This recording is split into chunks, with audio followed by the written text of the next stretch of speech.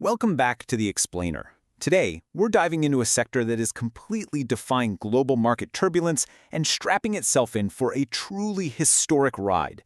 We're talking about the high-octane, explosive growth trajectory of the Indian healthcare sector as we barrel toward 2026. And look, this isn't just a slow, steady climb. According to top fund managers who are moving billions in this exact space, we are hitting a massive inflection point. So what's fueling this boom? From shifting global supply chains to absolutely massive domestic gaps, it's a perfect storm. Okay, let's jump right in and look at the raw numbers defining the space right now.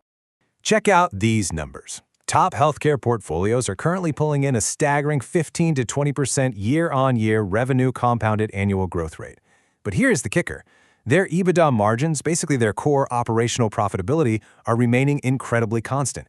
In an era where everyone is complaining about global supply chain inflation and economic headwinds, keeping profitability this rock solid is practically a unicorn. While other sectors are just trying to keep their heads above water, this space is seeing consistent, predictable, and frankly, unprecedented growth. But why? Well, to figure that out, we have to look inward first. Section 1. The domestic catalyst and the reality of massive scarcity. The absolute core driver here, sheer scarcity. India's population is booming, and obviously the need for complex healthcare scales right up with it. But the infrastructure and GDP allocation, they just haven't kept pace. Because of that huge gap between what people need and what actually exists, branded hospitals and diagnostic centers currently make up less than 10% of the market. Less than 10%. That means over 90% of the market is completely fragmented. But a massive shift is happening. As insurance coverage expands, those payers are actively pushing patients towards standardized, branded facilities. When you're expanding from less than a 10% market share, the headroom for growth over the next decade is absolutely staggering. But hey, it's not just a domestic story. Section 2. Global shifts and the tariff tailwind. We really have to zoom out and look at the global stage for a second. Surprisingly enough, geopolitical friction and shifting trade policies are acting as a massive catalyst for India. Sure, healthcare delivery is local. You build a hospital for a specific community, but the manufacturing side, the whole making India for the world concept, that's where things get wild. Take this quote from Dr. Amit Varma, a top healthcare fund manager. He points out that the industry might one day look back and actually thank the Trump tariffs. Sounds a bit crazy, right? But here's why. Historically, it was almost too easy to just supply the US market. The profit margins were fat, the sales process was a well-oiled machine, and honestly, it made some Indian pharma companies a little bit complacent. But the new tariff landscape, it was a major wake-up call. For the longest time, the focus was laser-targeted on the US market. It was safe, right? But on the flip side, you have the rest of the world. We're talking about places like Japan, Korea, and Australia. These are countries with rapidly aging populations, and they desperately need cost-effective, high-volume medicines. India is perfectly positioned to step in. It is a structurally underpenetrated gold mine. Essentially, those tariffs forced Indian companies to look outside their comfort zones and realize, wow, the global opportunity here over the next 5 years is absolutely massive. Section 3. The U.S. Biosecure Act, a global inflection point. Now, the biggest immediate geopolitical catalyst comes from a very specific piece of recent legislation, the U.S. National Defense Authorization Act, and its crucial component, the Biosecure Act. This isn't just dry political jargon. This literally rewires where the world gets its medicine. Let's walk through how this plays out. Step 1. The U.S. signs the Biosecure Act into law. Step 2. The U.S. effectively halts business with specific Chinese biotech and pharma companies. Step 3. Well, those massive global projects don't just vanish into thin air. They have to go somewhere. And the direct beneficiary of this China plus one supply chain shift, it's India. These lucrative projects are expected to flow straight into Indian contract development and manufacturing organizations, or CDMOs. Because of this structural earthquake, the sector is absolutely buzzing. Names like Divi's Lab, Piramal, Loris Labs, and Syngene are dominating the conversation right now. The market knows the U.S. is actively diversifying away from China, and these Indian firms are standing by with catcher's mitts ready for the overflow.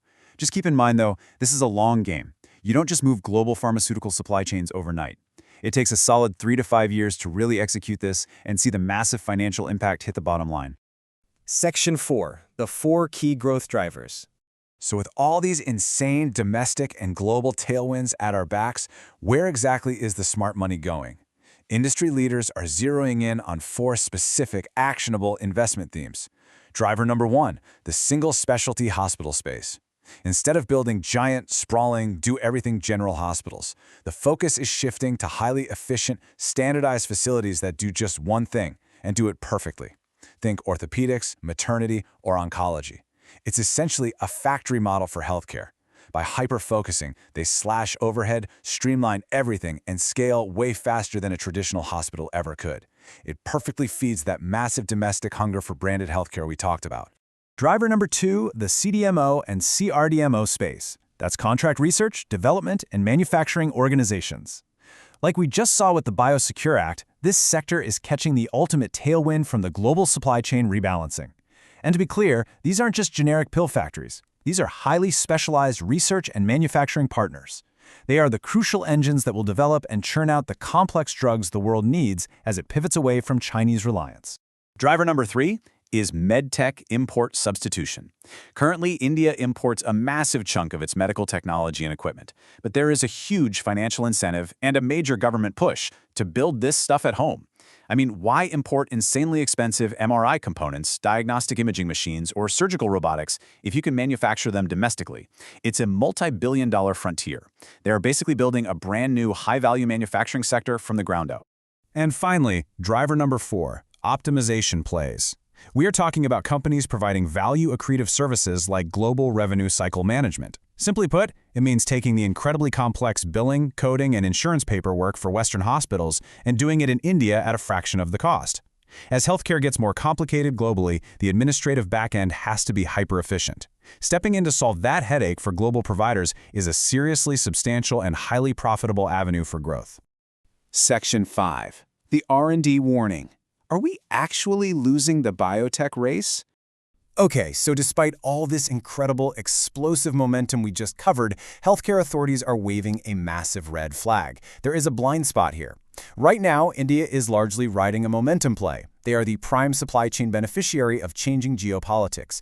But look at China's status. Even with U.S. tariffs and the Biosecure Act, China is fundamentally years ahead in actual biotech research and development.